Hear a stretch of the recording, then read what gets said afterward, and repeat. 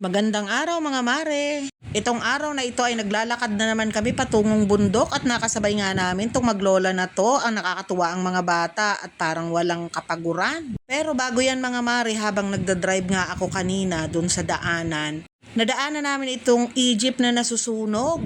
Sabi ko sa lolo nyo, mag-video na nga, kaya for the video na talaga ang lolo nyo ngayon. Doon sa magtatanong, hindi ko alam kung nasunog lang ba yan o sinunog. Basta't nadaanan namin niya, nag-aapoy na at meron na ngang bumbero. Pero natatawa nga ako dyan mga mare kasi ang tagal talagang lumabas ng tubig ng bumbero. Parang inantay munang mag-apoy talaga ng kusa yung Egypt. Kaya huminto pa kami ng bandang unahan mga mare, tinapatan ko talaga yung jeep na nasusunog para ma-video ng malinaw o diba o sayang yan mga mare, kawawa naman yung driver niyan. Pero ang sigurado dyan, wala naman ng tao yan sa loob. Pero nakakahinayang.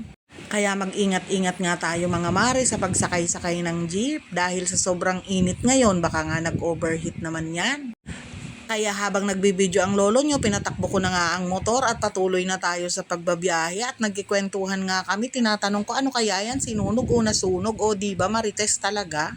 At patuloy nga kami sa paglalakad mga mare. Ito nga yung maglola at mayroon pang magnanay. Nauna kami kaya na video ko sila. Tawa ng tawa ako dyan sa bata mga mare kasi hindi daw siya napapagod. Pero nung bandang huli gusto na nga magpakarga. Ay nako, ang cute talaga ng mga bata. Itong mga bata mga mare, hindi man lang napapagod, kaming mga matatanda ay talagang hingal na hingal na.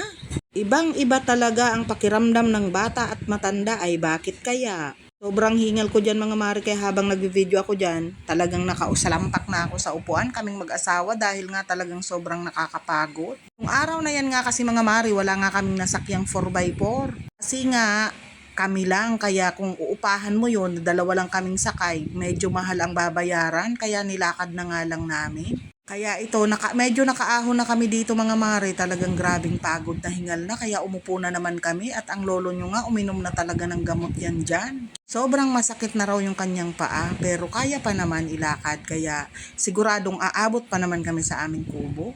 Gusto ko nga talaga dito mga mare sa bundok na ito kasi talagang hindi mo kailangan mag-electric fan, napakalamig. Itong oras na naglalakad kami mga mare, walang kainit-init talaga, malamig yung hangin kaya nakakatuwa. At ito na nga sa wakas, nakarating na nga kami sa aming kubo. Medyo magaan na yung pakiramdam natin mga mare kasi nandito na tayo sa aming kubo. Syempre, nauna na ang lolo nyo kaya for the video na muna ang lola nyo. Titingnan natin kasi hindi ko na naman nga alam kung anong itsura ng kubo na ito pagdating natin. At ayan sa wakas, daming kalat.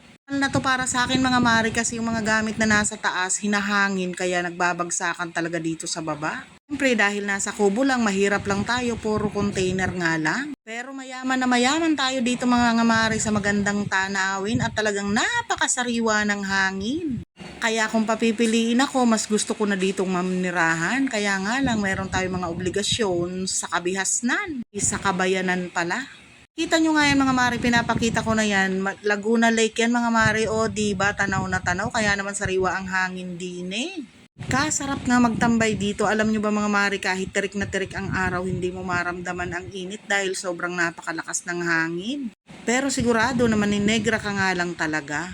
Pero okay lang yan kasi negative ion naman yung nasasagap mo. Talagang kailangan ng katawan natin yan kagaya kung nagkakaedad na. Ito na nga yung lugar namin mga marikoy. Ayan o diba, ipakita ko lang ulit sa inyo, ayan diba. At ayan ang lola ng kabundukan. Kaya nga muna ako dito para mag-video-video mga mare habang nagluluto.